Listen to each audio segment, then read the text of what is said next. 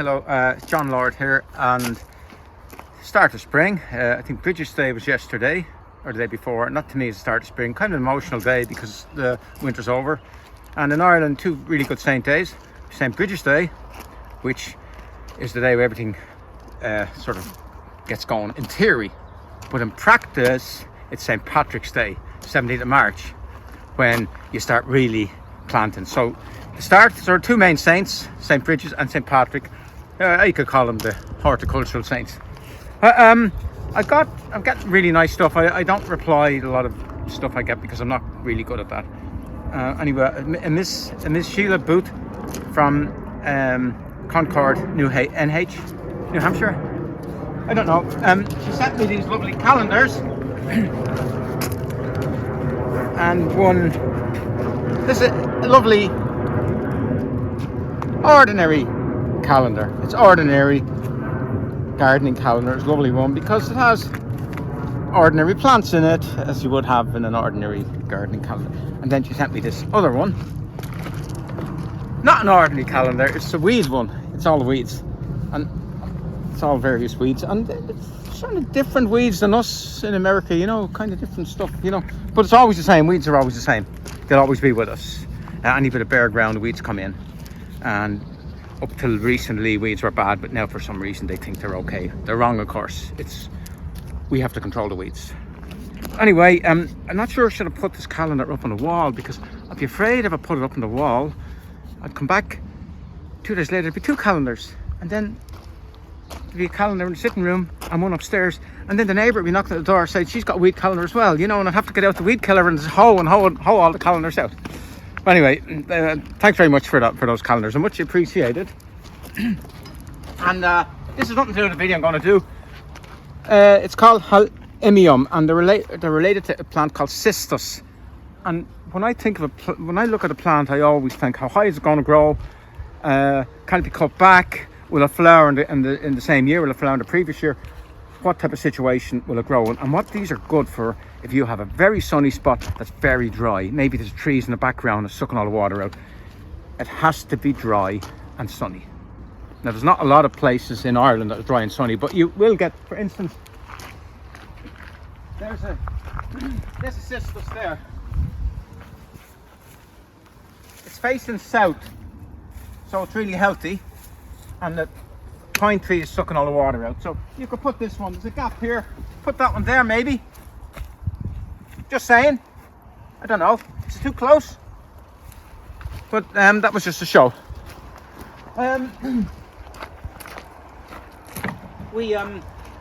getting a bit of work done here.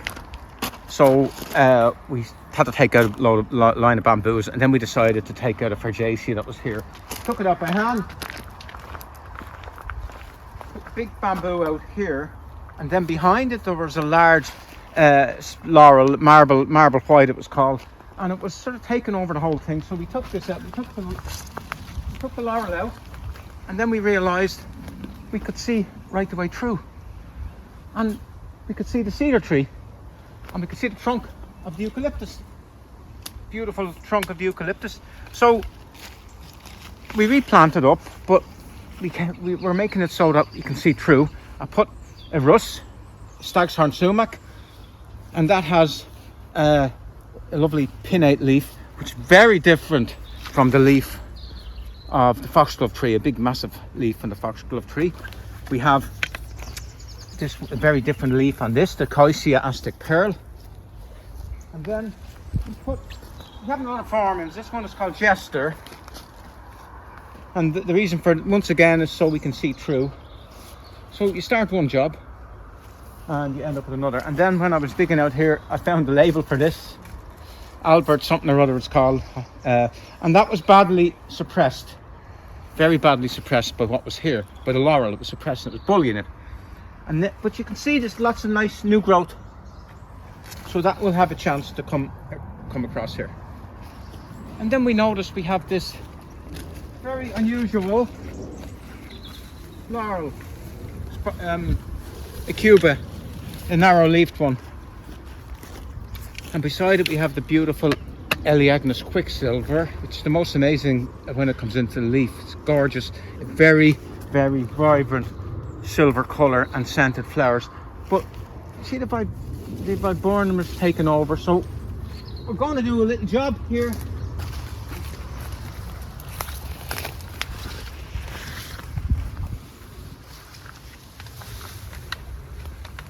With this, and I normally use, when I do these jobs now, I use the chainsaw and the stick, but not everyone has one, so we're going to use this.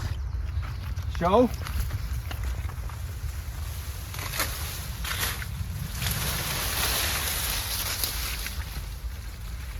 this is a very good one. We sell them, and see, it's really good. Have to keep them sharp.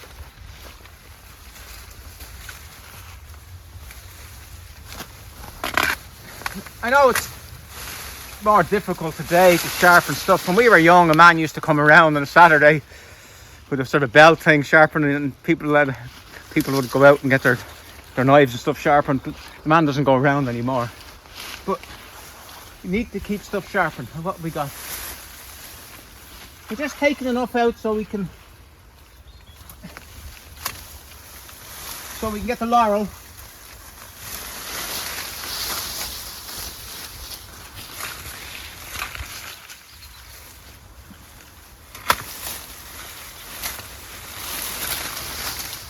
And give a bit. And you see this is a magnolia. So which one is it? I can't remember, but it is stellata. It is completely overwhelmed, so that probably has to be lifted. So I never even bothered with that stuff. Here's a volunteer cherry laurel.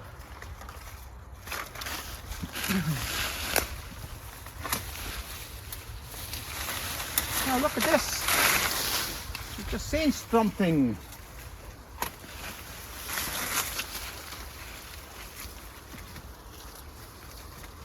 I'm being very careful because I don't want to cut a big chunk off the laurel. But look at this. Berries. And they will go a beautiful red. So it's a female. Now get more of Viburnum out.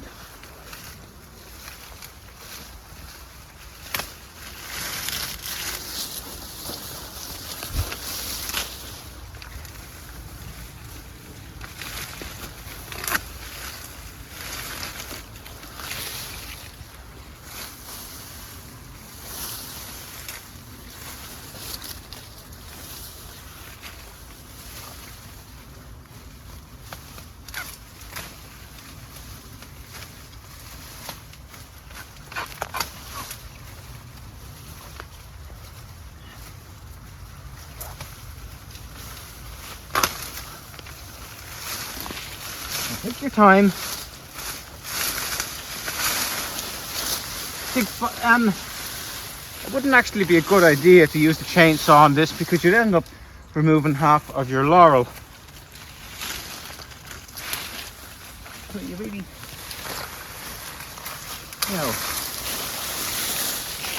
we're getting somewhere.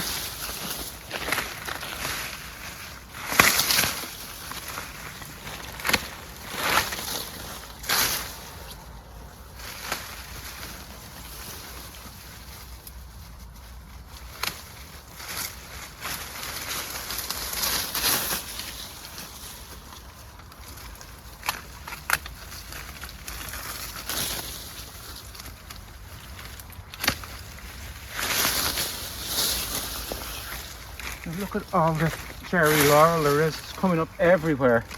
I think that might become a pest in the future.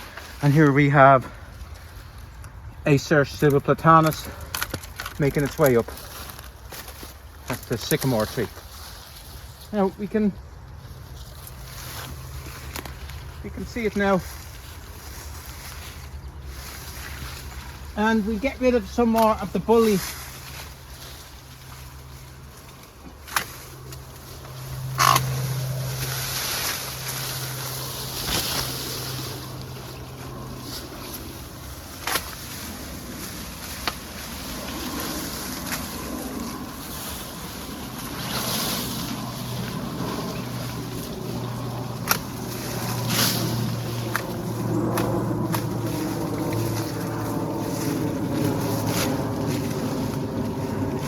So we'll sort that out properly later on, but I just want to show, see a bit gappy here, but that will fill in now because it has the light.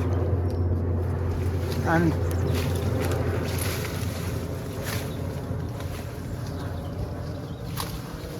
as I said, this all started by just removing one bamboo, and so that's we'll play around with that afterwards when nobody's watching me on the video. I can do that better. I always work best when nobody's looking at me, because then I can make mistakes. And if you're not afraid to make mistakes, you'll always work better in the garden. You have to be prepared to make a mistake. And we're going to get rid of this.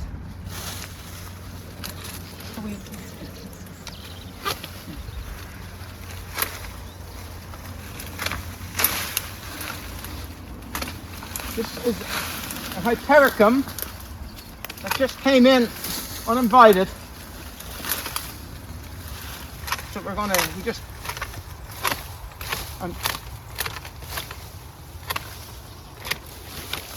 that'll come out easy. What I'm doing is I'm just show.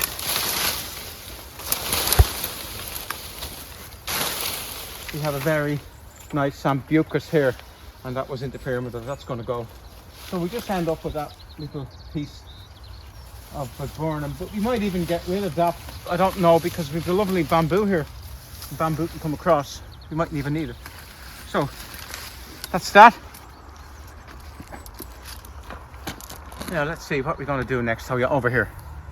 Oh look here.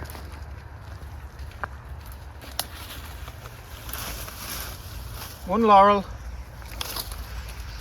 one cherry laurel, two cherry laurel. Oh, that's Viburnum. You have to be careful with the cherry laurel, and I think it's a particular variety causing the trouble. And the funny thing about it is, it's birds. It's the pesky birds that take the seeds, berries, and they actually are like a little cherry, and they eat them. They eat the berry, and then the seed. They spread the seed like that. So I'm blaming the birds.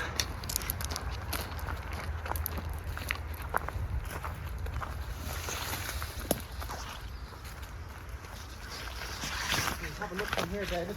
See what it looks like. Very different. I'm not sure about this here. We might take a little piece more out of that and take this piece away here. But that is a beautiful Eucalyptus, the snow gum.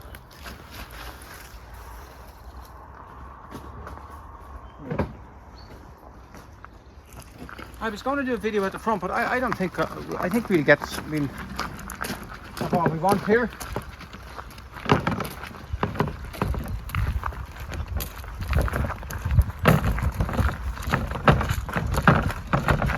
Oh look, I asked Yana to, I was talking to Yana and I said, we'll cut that back, that Miscanthus, and maybe we'll put a piece back. And then I was just sort of half thinking that, you know. And the thing with Yana is that you can't half think something, because you come back and it's done. It's the opposite with most employees. You have to ask them twice, but Yana, you ask her half a time and bang, and it's done. It was interfering with the roses. It's just a variegated Miscanthus, the Japanese one, and it's really nice. So these roses are come into their own again.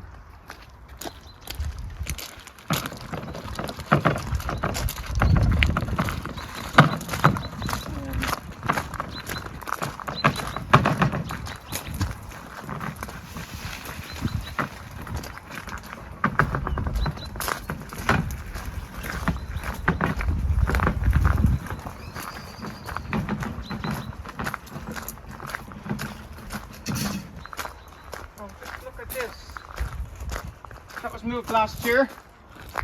I put a stake on it, a very rough stake. Stop it rocking.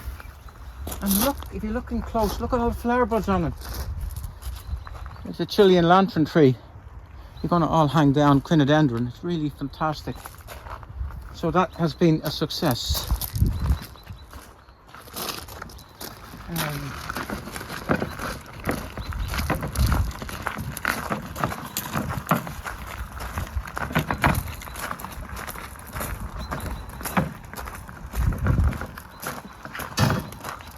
we took down a poplar tree. It was a red leaf poplar that reverted to green, and it would end up getting as big as that one there. So we decided not to. We decided it was going to start shading and everything, so we took it out, dropped it down there, and in order to drop it, we had to land it here. So we had to take this out, and when we took it out, it was leaning over this way because of this plant here, the Sambucus. So I had to cut that back so that the tree wouldn't hit it. It needed to be cut back anyway. And then when we planted that, I planted a bit further, replanted it a bit further that way, and we turned it around and straightened it up. And it's 10 times the plant. So, as I say, you start one job. And there's for Sherlock Holmes. See the marks where the trees were cut. I think they're going for Brendan's new stove. Oh yes. Totally nothing to do with gardening. If you are splitting wood, you use one of these. It's called a maul. Splitting maul. You don't use an axe. An axe is for cutting through grain, and this is for splitting because it's wider and it either splits or bounces out. It's much better. So just their difference. So get one of them if you're splitting a lot of wood. It's well worth it. And you can use the back as a sledgehammer. Oh yes. The other thing is we removed a few branches.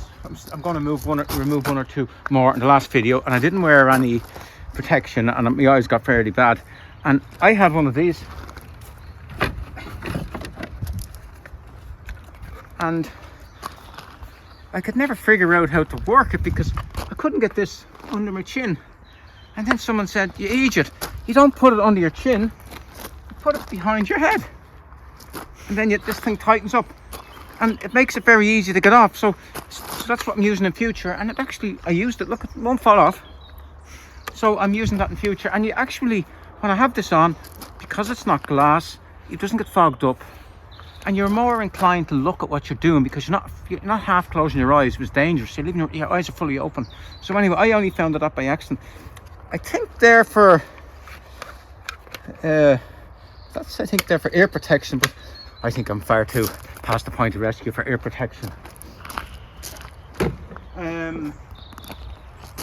Yeah, this is good. In the last video we planted Prunus and Choisya, the Japanese plum, and then Yana told me, why'd you plant that there? Because you've got one over there. You planted, oh, I've forgotten. So I wanted to plant something that wouldn't be too dense and would stop kids running through. So I planted a rose, and this is the rose. And it was bred in France around 1875, so it's very old. It's one of these Chinese roses, and what it likes is dry situation and plenty of sun. It's facing south, so it should get plenty of sun, and that's why I'm removing that branch there to give it a bit more sun. And hopefully that will be a cracker. But I like the idea of having something that goes way back to a different time. You know, well, we're nearly finished. Only a small video. There's one little thing here we've got to do. Oh yes, Japanese and enemies. They can be your enemies. Japanese and enemies can be your enemies. I found that as soon as they finish flowering, remove all the spent flowers. Just go get rid of all of these. And why is that? Because they self-seed. And you definitely don't want an enemy to self-seed because they're very hard to control. They're okay there, you see, because they can't do any harm here, because they're going into the wild area behind. They can't do any harm here. They can't do any harm here, really. A little bit here. And so they're kind of contained here, but you have to be very careful, Japanese and enemies, because in the wrong spot, they can be a nightmare. So if in doubt, leave them out. But we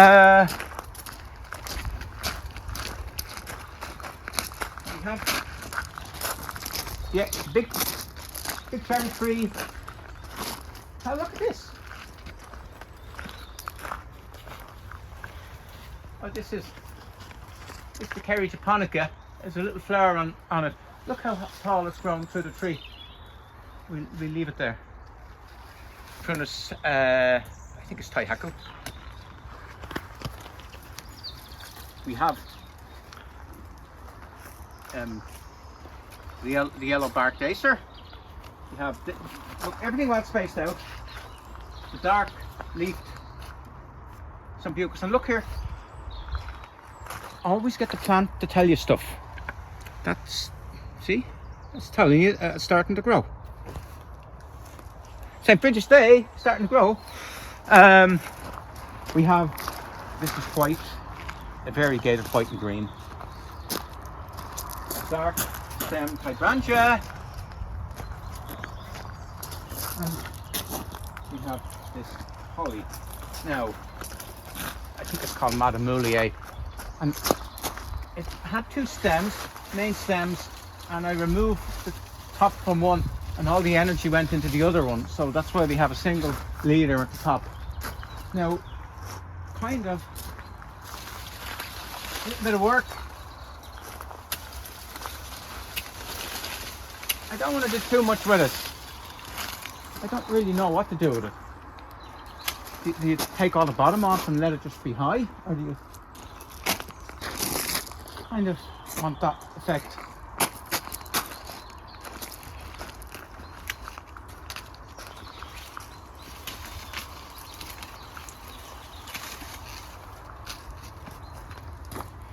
Very healthy, lovely. Kind of leave it,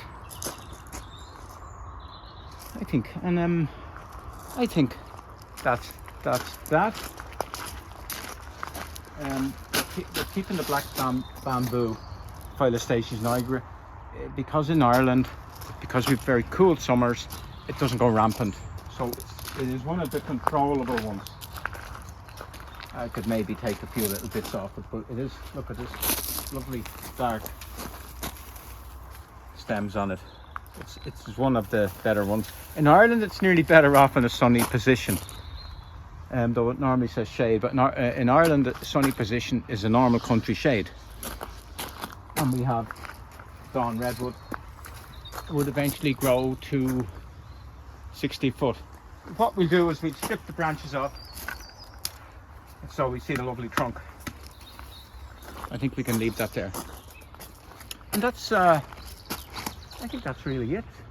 I have another video. Well, we could do, I did dig up plants and move them. Would we do that now, or no? That'll do. Let me see. Let's polish off this video. I'm going to polish off this video.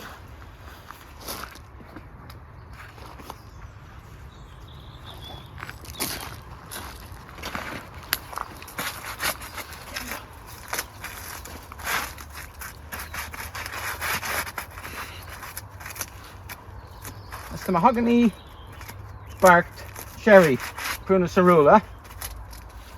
When you go to the posh gardens in England, they tidy them all up, give it a nice French polishing, show off its bark. Lovely, isn't it?